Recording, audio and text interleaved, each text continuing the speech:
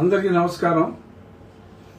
మళ్ళీ ఆ పిచ్చి పొగ్లోక్ చెప్పక తప్పట్ల ఐదోసారి అంటే గతంలో వేశాడు పిటిషన్, కంటెంప్ట్ పిటిషన్ వేస్తే అది సుప్రీంకోర్టు గతంలో 2009లో ఇచ్చిన నిబంధనలకు విరుద్ధంగా ఇక్కడ జిల్లా యంత్రాంగం మరియు మున్సిపల్ యంత్రాంగం విరుద్ధంగా వ్యవహరించింది అన్న దాని మీద ఏదైతే రిట్లో వేశాడో, ఏదైతే పిల్లు వేశాడో ఆ కంటెంప్ట్ లో అసలు పస లేదురా బాబు అని చెప్పి రిజిస్ట్రీ కూడా అది పెండింగ్ లో ఉంచితే ఈరోజు మళ్ళీ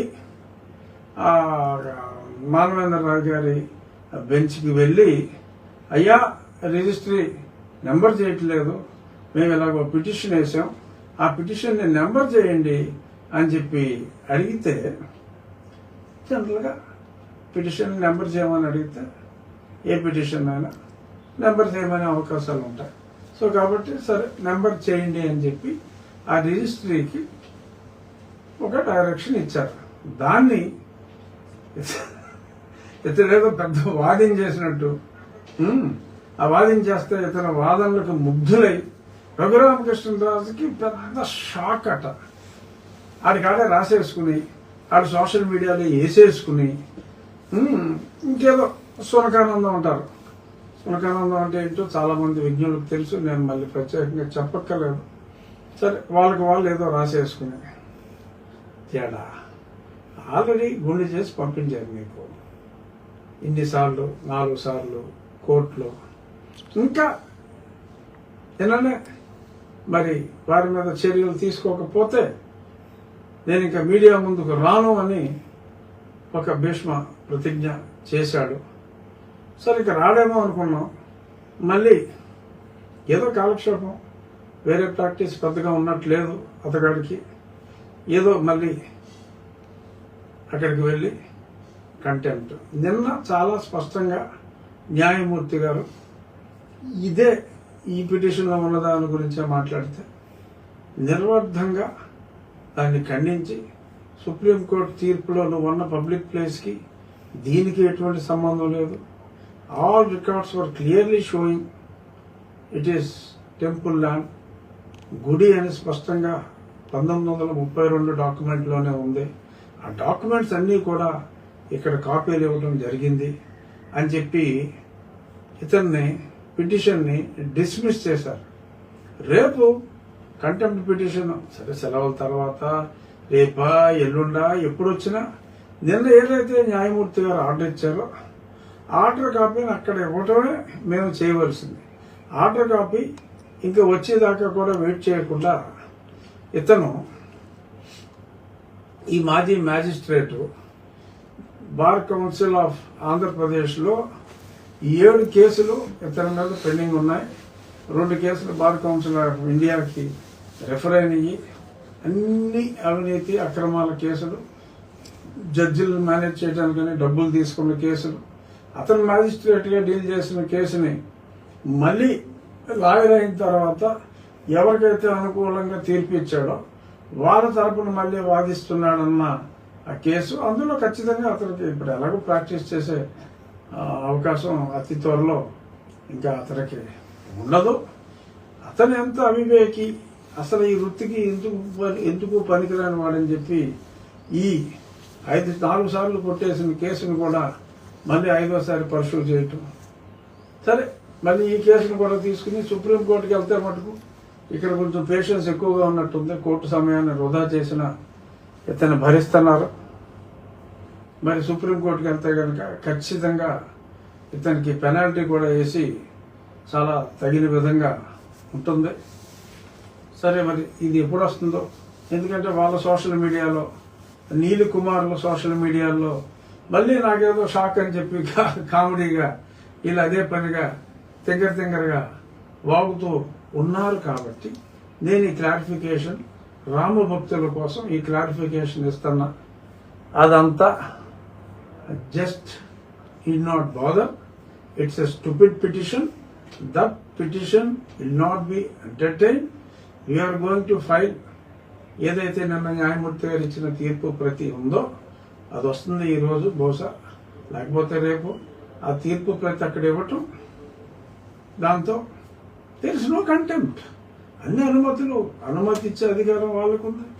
అతను ఏదో రాంగ్ వేరే ఆర్డర్ని అతను హెల్యూజినేషన్లో ఏదో ఊహించుకుని దాన్ని అదే పనిగా కోర్టు సమయాన్ని వృధా చేస్తున్నాడు తప్ప, సరే మనకు వచ్చే నష్టమే ఉంది. అన్యమతస్థుడు, అతను దళిత క్రైస్తవులకి మన రామాలయం అంటే పడతలేదు. సో కాబట్టి అదే పనిగా పదే దాడి చేస్తున్నాడు. ఎన్ని దాడులైనా చేసుకోమా జడ. మీ నీలి కుమారులు ఎంతమంది, వాళ్ళకి ఇంకెంతమంది కలిసినా మా రామ భక్తుల ముందు మీకు పరాజయం పరాభవం రెండు తప్పవు అని చెప్పి మీకు మళ్ళీ తెలియజేస్తూ, ఎస్ గిరి గీసేసావు, ఇంకా ఎంతలాగా ఏమీ లేకుండా ఇన్నిసార్లు ఇసిపించేస్తా ఉంటే తిరిగి నేను కూడా రిటార్డ్ ఇవ్వాల్సిన అవసరం కల్పిస్తున్నావు. జడ ఓ నీలి కుమార కల్పిస్తున్నావు, తప్పట్లేదు. సరే ఈ ప్రయత్నాలు నువ్వు చేయి.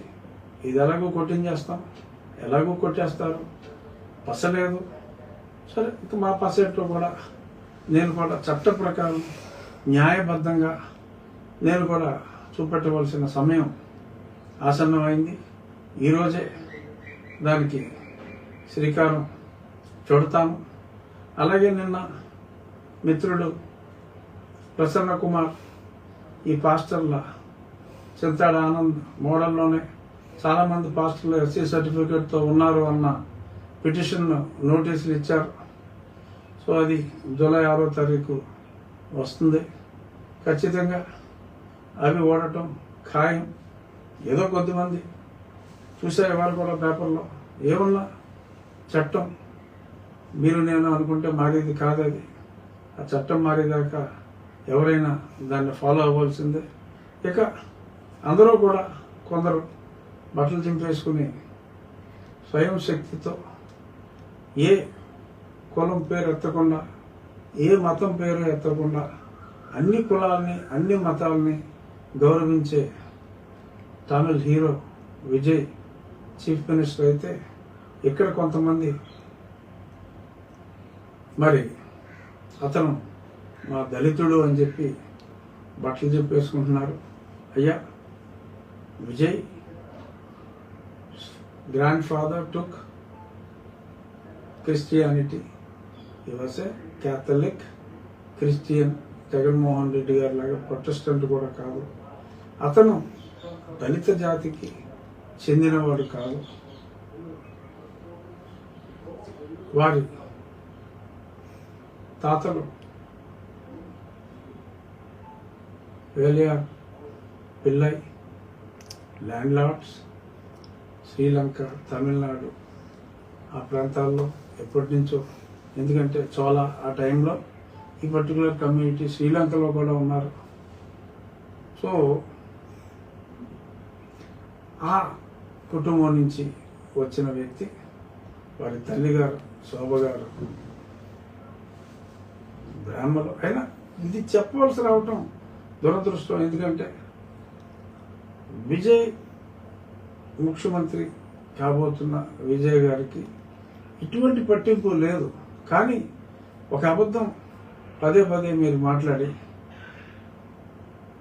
ఇప్పుడు ఓబీసీగా కేటగరైజ్ చేయబడింది ఆ పర్టికులర్ కమ్యూనిటీ. వాళ్ళ ఫాదర్ ఎస్ఐ చంద్రశేఖర్ కమ్యూనిటీ. ఆయన చక్కగా మరి ఆయన తండ్రి గారు మతం మారారు. ఈయన క్రిస్టియన్ మతం ఉన్నప్పటికీ ఆయన అన్ని మతాన్ని గౌరవిస్తూ చక్కగా బొట్టు పెట్టుకుంటాడు.